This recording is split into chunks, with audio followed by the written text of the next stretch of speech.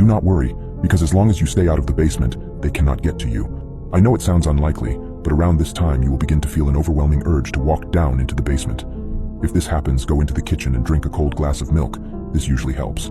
The urge will most likely pass after about 10 minutes, but if the urge is still there after 10 minutes and you don't think that you will be able to stop yourself from walking into the basement, then call either me or Mr. Collins, and we'll tell you what to do.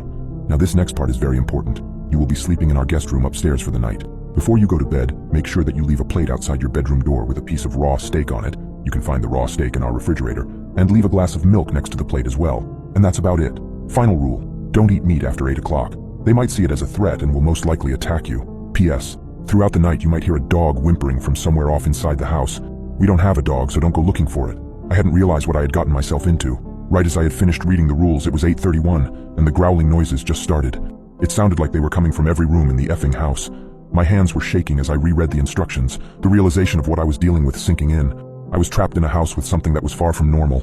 The growling noises were getting louder and seemed to be coming from every room. I forced myself to calm down, taking deep breaths. I had to follow the rules no matter how bizarre they were. Over the next few hours, things only got stranger and more terrifying. The growling turned into scratching, and sometimes I would hear what sounded like a soft whimpering, like a dog. But I remembered Mrs. Collins's postscript. They didn't have a dog. I stayed in the living room, keeping the lights on as instructed, and waited.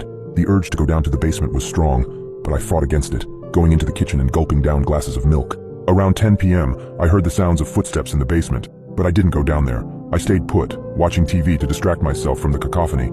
It was during one of these distractions that I noticed a different piece of paper on the coffee table, a sheet that had been tucked away under a magazine. It was a diet plan for Samantha, written in Mrs. Collins's neat handwriting. My heart skipped a beat as I read through it.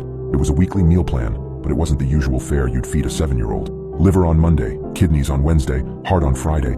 It was a diet composed of human organs. My stomach churned as the horrifying truth hit me. Samantha wasn't just some ordinary child. She was something else. As the realization dawned on me, I heard a loud crash from upstairs. It sounded like a door being broken down. The noise was followed by the soft padding of feet on the staircase. Samantha. I could hear her humming a lullaby as she descended, her voice echoing through the eerily silent house. My heart pounded in my chest as I stood rooted to the spot, my mind racing. I thought back to Mrs. Collins's instructions, her insistence that I follow them exactly. But it was too late for that now. I had made a terrible mistake, and now I was about to pay the price. I could hear Samantha getting closer, her humming growing louder. It was then that I realized the horrifying truth. I wasn't here to babysit Samantha. I was here to feed her. I was the meal.